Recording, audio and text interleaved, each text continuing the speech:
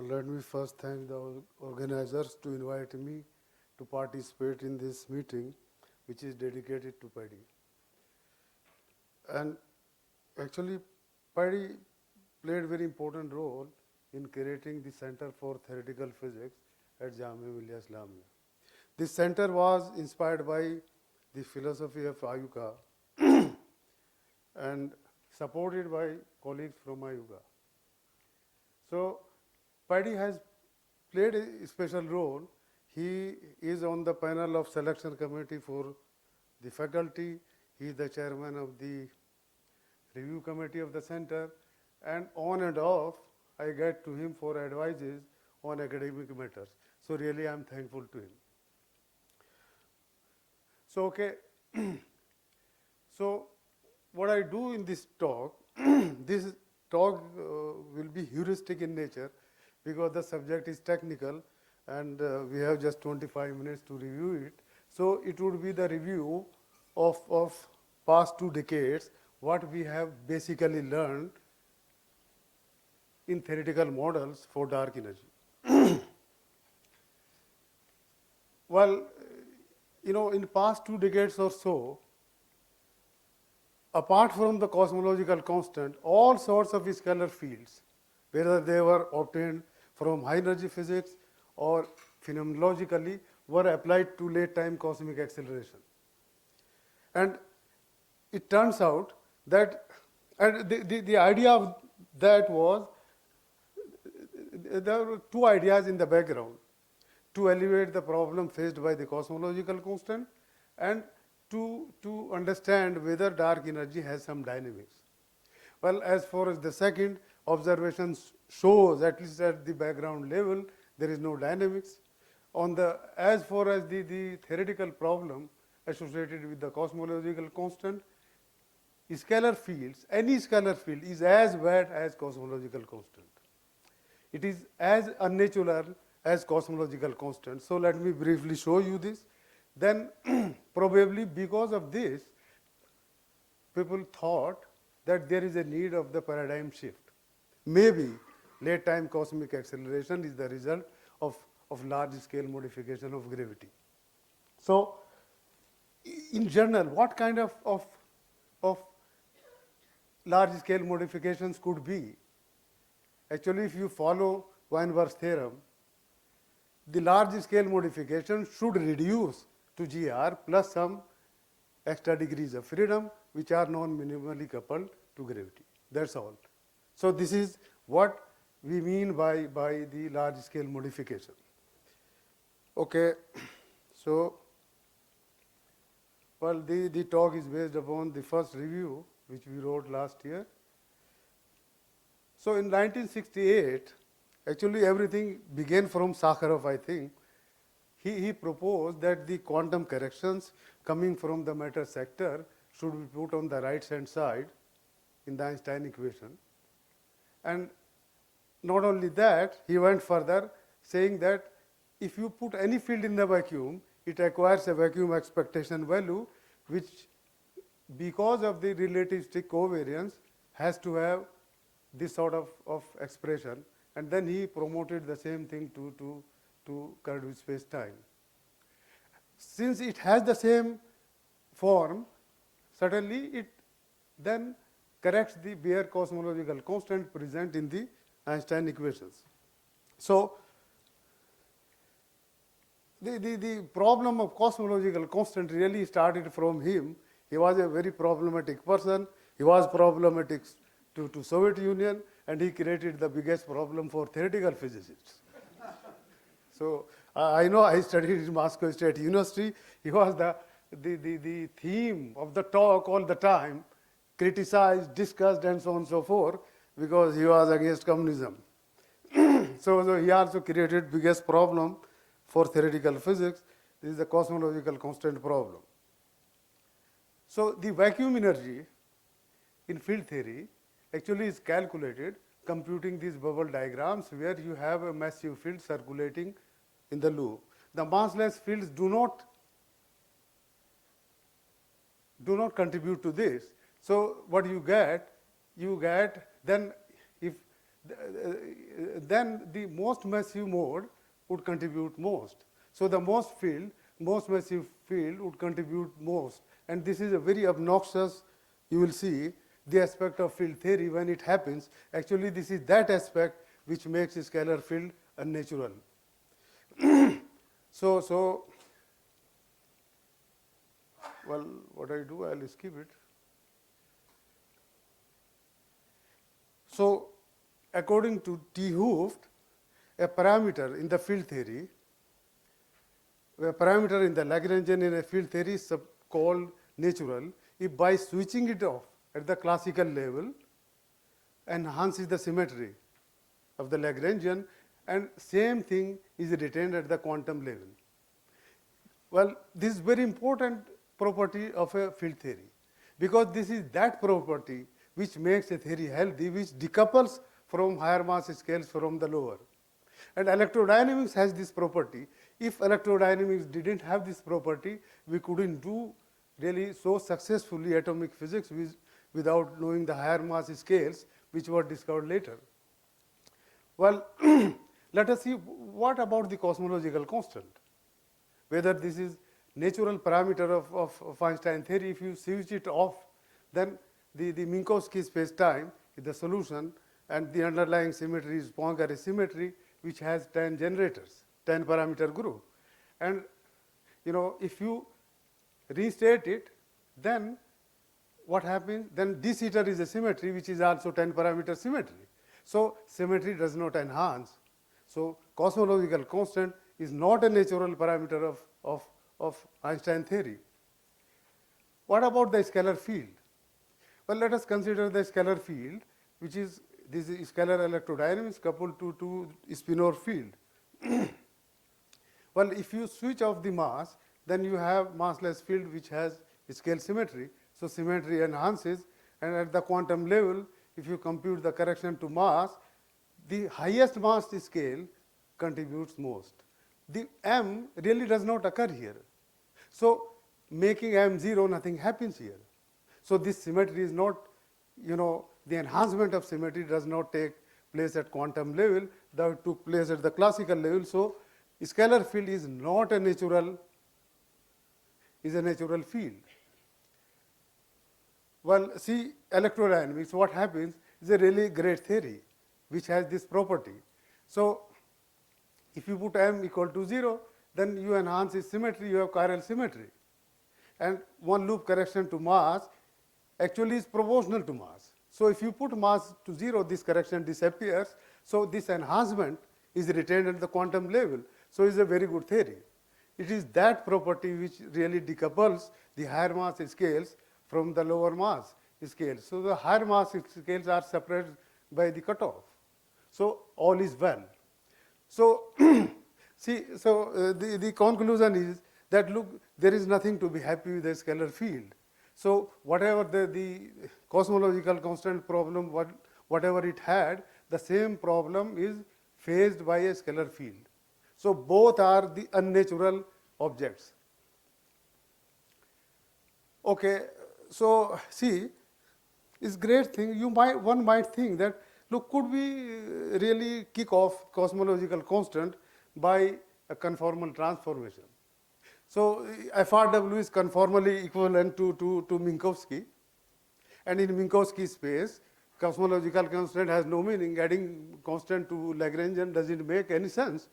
So if is conformally equivalent, then one could think that you could get rid of the cosmological constant problem, but then it happens that you introduce a scalar field.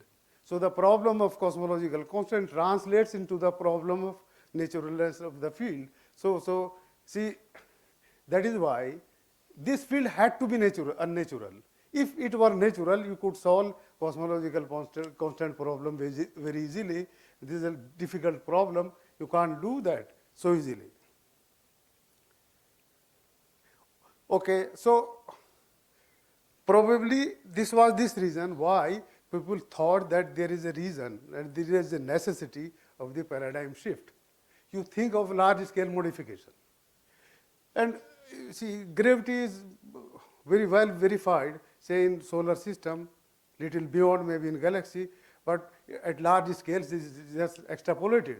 So it quite possible that really it is, there is a large scale modification of gravity, and that large scale modification is responsible for late time cosmic acceleration.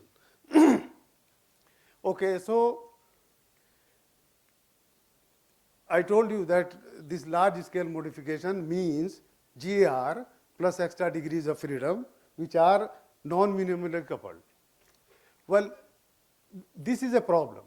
The problem comes with the local physics. The requirement is that local physics should not change and we should have cosmic acceleration. You might think that solar system is very small, so what it has to do with the large scale, at the horizon scales where you have the cosmic acceleration? Well, really it does. Well, so, and I'll tell you that it does, so these degrees of freedom have to be screened out. And there are two kinds of degrees of freedom, like in FR gravities, you have one scalar field which is massive. There are other class of theories in which the extra degrees of freedom are massless. So there is different mechanism for them to be screened out. Here, it is very simple thing. What you do, you make the mass density dependent so that in high density regime it becomes very heavy such that it escapes the observation.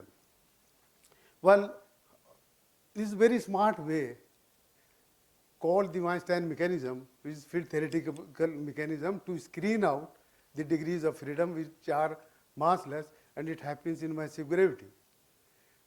So what one is saying is this, that if you want cosmic acceleration, the mass has to be very tiny, 10 to the power 33 electron volt, and if it has to be hidden, in the solar system, it has to be very heavy. So it has to behave like a chameleon. Okay, so it can be arranged if it is non-minimally coupled, and this is the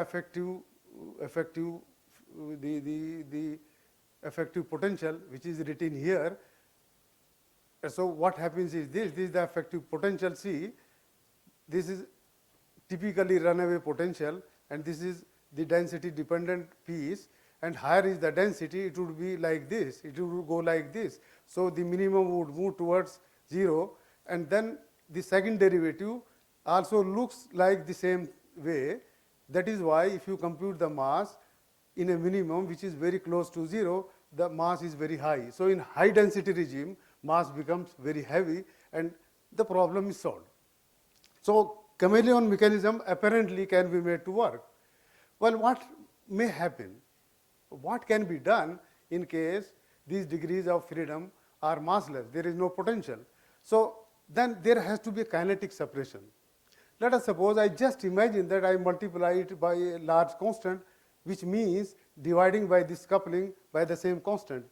So if the kinetic energy term becomes very large, then it should mean the decoupling of this field from matter.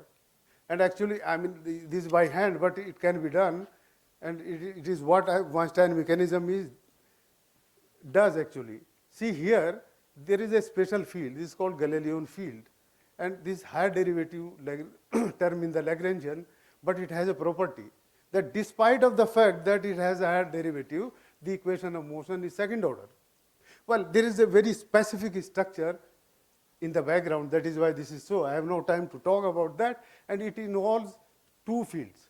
You have similar construct with three fields called L4, L5, and there is nothing more.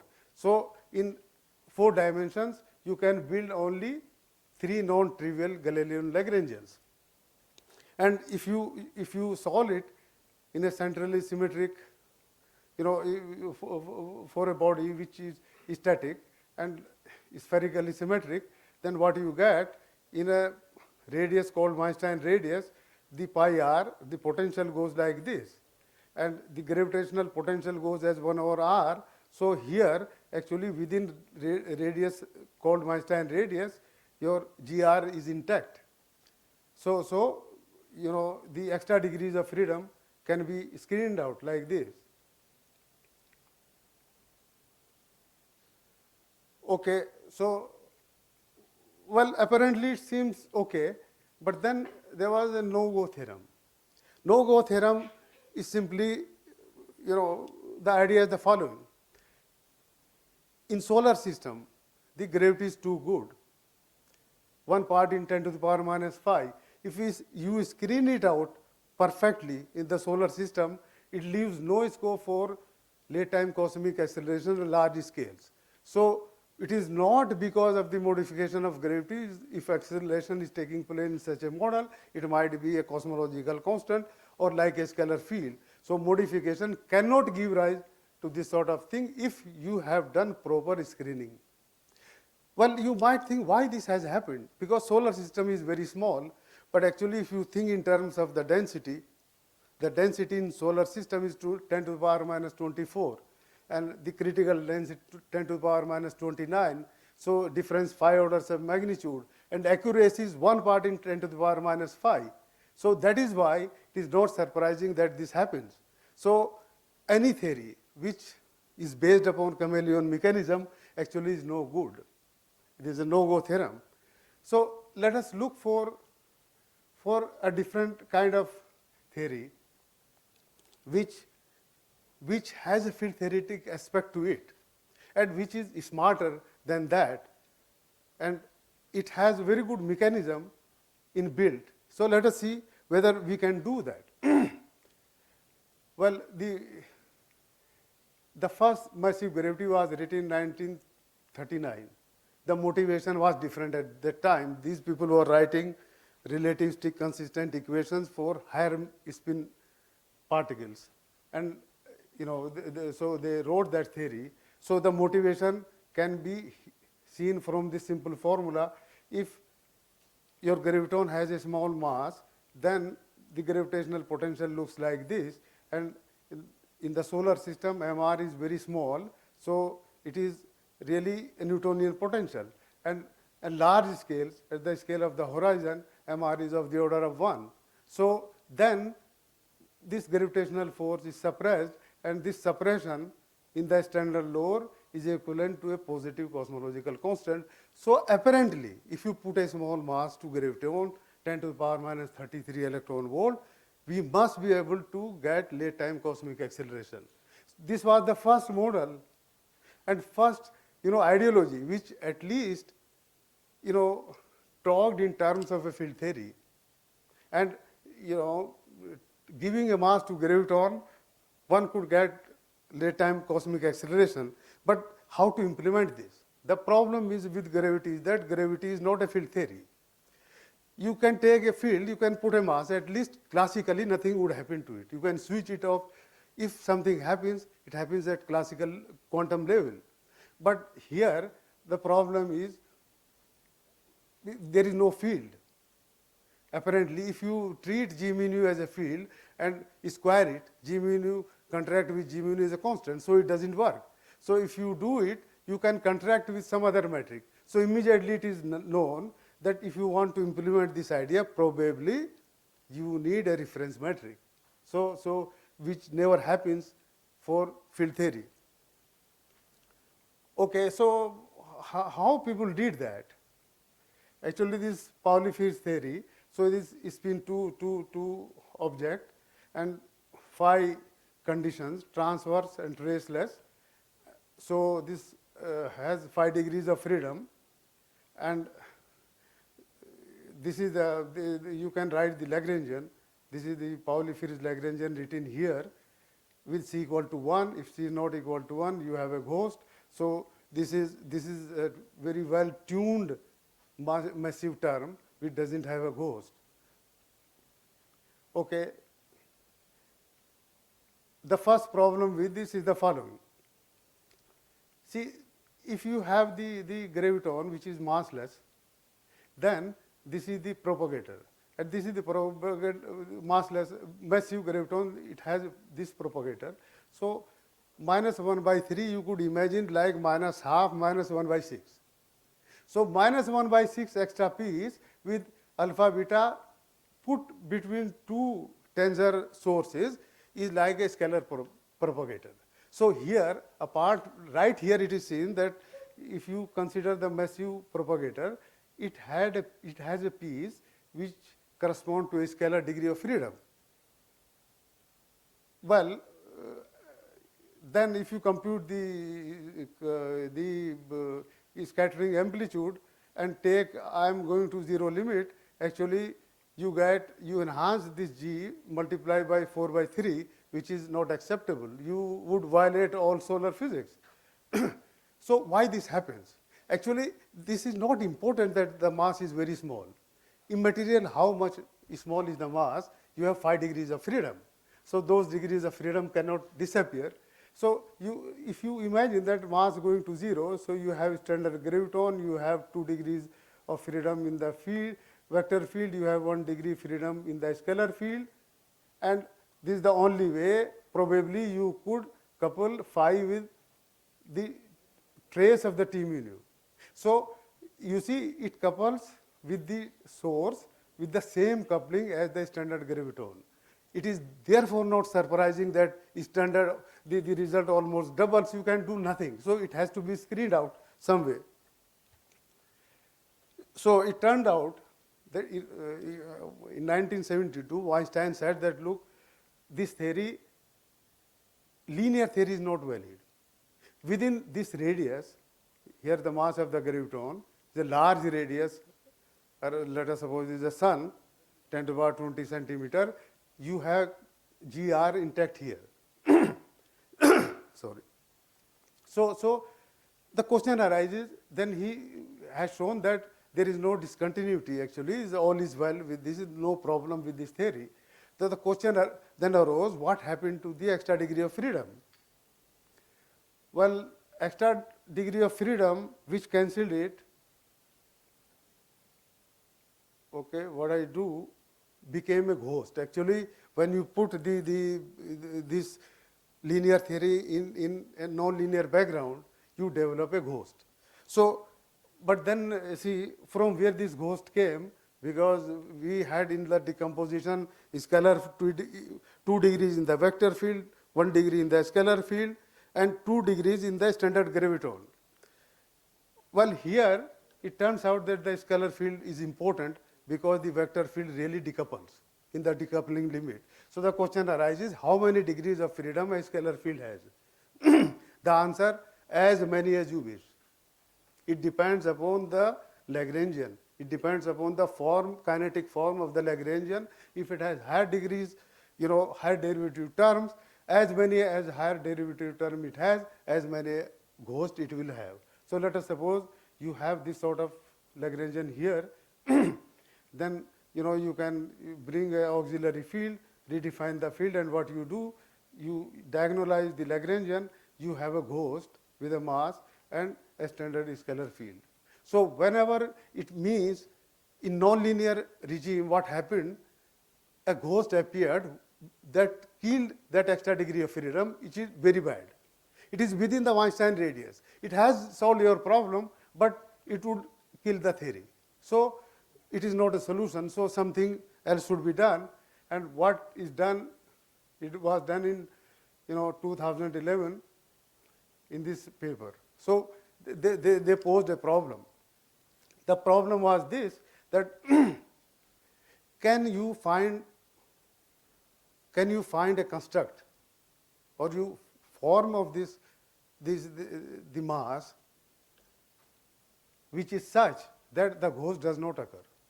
So what you do, first of all, see this H mu, in order to put, it has to obey diffeomorphism, because then you have, actually you lost the gauge invariance once you had put the mass, but the gauge invariance can always be restored by putting the extra fields called the Stuckelberg fields, and then this is an object, there are 4 scalar fields, Stuckelberg fields, which restore this gauge invariance here, and this is the Pauli fields. This Pauli fields actually in the decoupling limit will have again the ghost. This is the same theory, just put in the nonlinear background. So the question then arose, can you write some intelligent potential made of this H mu and G mu? So imagine that here you have a reference metric. Okay, this is a reference metric. So this is an extra metric which you put by hand. It could be something else, not the Minkowski metric. So you have G mu nu and a reference metric, and well, it should be such when you do this decoupling limit, it should become a total derivative. It becomes, and here you should get Galilean. Galilean are the only fields. There are 3 Lagrangians there which have high derivative terms, but the equations of motions are second order and there are no ghosts. So actually the construct was such that it happens. So DRGT was ghost free, but then when they applied it to cosmology, there was no FRW. So much labor was done to do this actually from 1939 to 2011. Lot of efforts, but then what happened is the following. You had lost the gauge invariance by putting the mass. So you restated, artificially by bringing in the Stuckelberg fields. But then you have constant. When you put that constant back, this is what you get. So how to do that? You may think that graviton has strictly mass 0. Just leave this problem. Why? I mean, Waldheim-Waltman, long back when they discovered discontinuity, the last line of their paper, we conclude that the mass of the graviton is strictly 0. After that, they never wrote any paper on massive gravity. So, okay, now what could be done? And actually, this is the last slide. What could be done, and this is being done nowadays, because a lot of efforts have gone into this.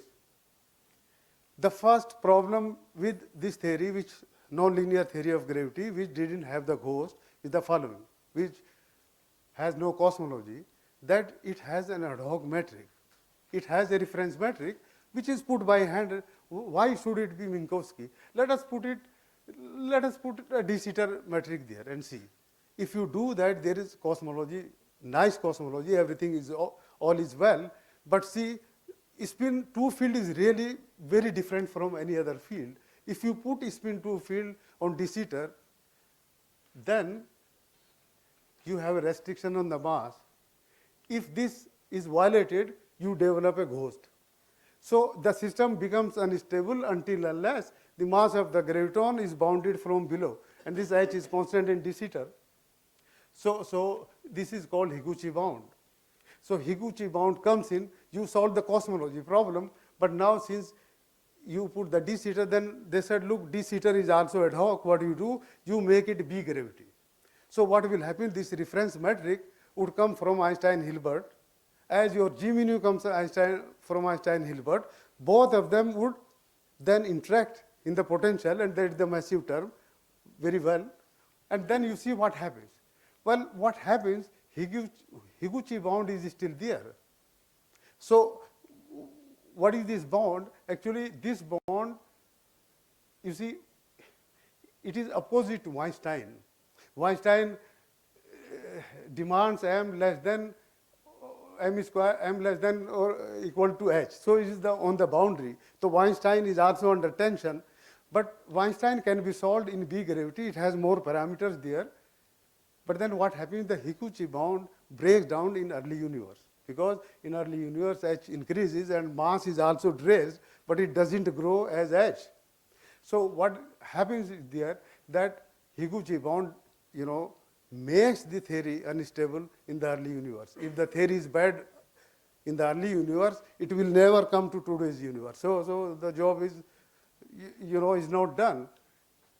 What then people do? That let us do one thing. Let us make graviton,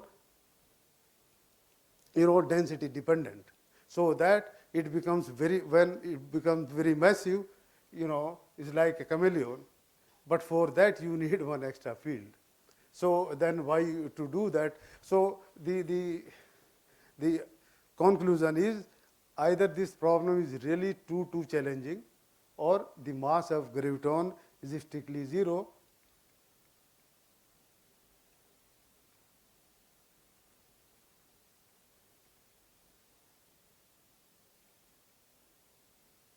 And you are back to cosmological constant. Thank you.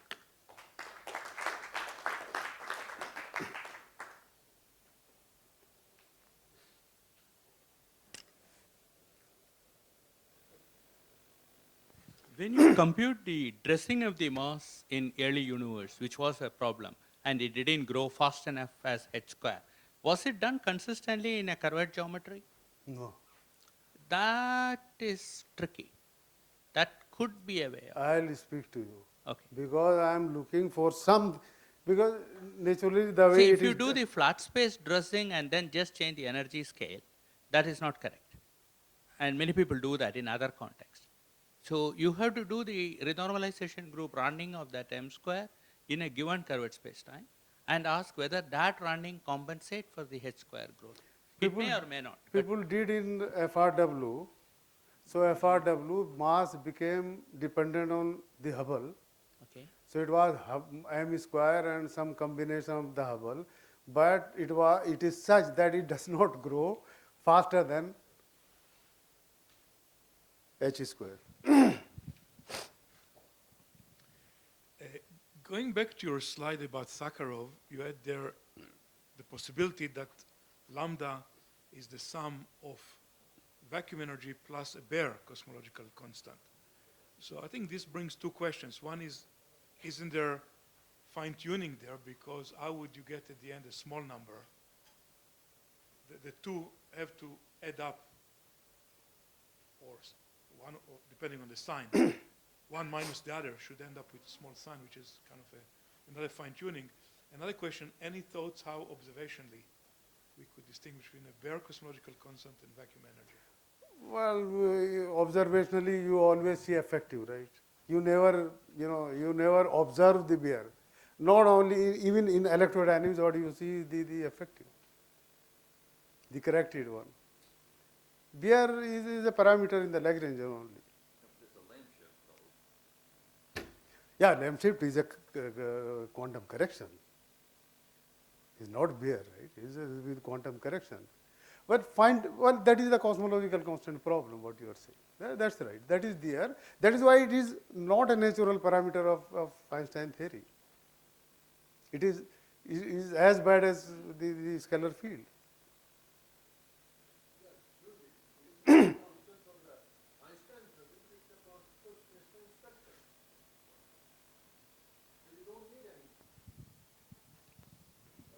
Well, since it has the same form, people did that. What? Since it has the form of the cosmological constant, so you add it to the bare cosmological constant. True, that you do. My question is that you see that if you treat this as a constant of the gravitational theory, then your question is right, that it's not natural. But it's like the velocity of light, it's a constant of space-time structure. Which Okay, let us suppose you don't even consider the quantum correction, okay? Yes. You have the cosmological constant in absence of matter, right? You switch it off, okay? Then you have Minkowski space. Yes. The Poincare group is the symmetry with 10, parameters. Right. You put it, you have de Sitter.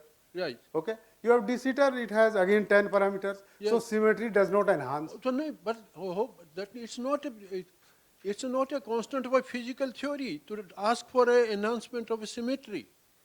It's a constant of a space-time structure. So there is no question of asking the same question. As a matter of fact, it's saying other way around. Yeah, so lambda and lambda equal to 0 are the equivalent states of space-time. Both describe the homogeneous space-time. Yeah, so as long as we do not know that framework, we will keep doing this.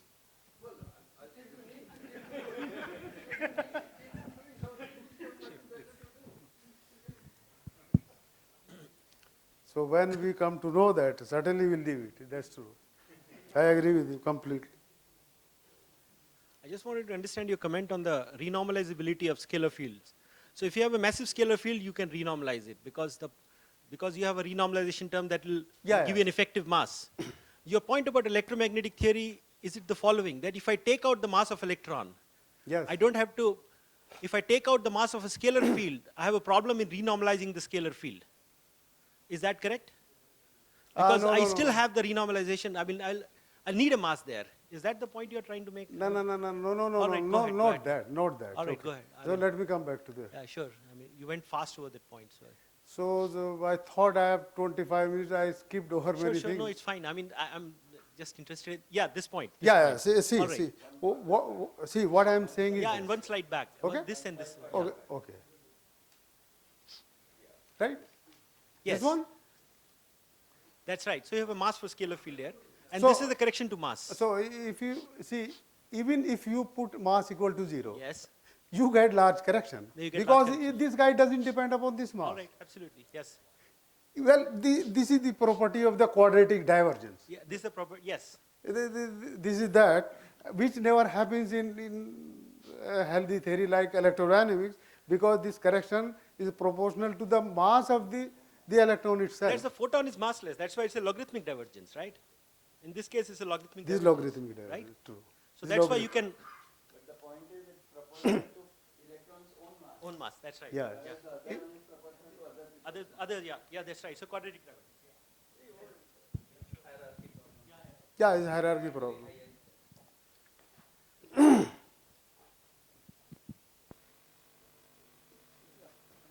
Okay.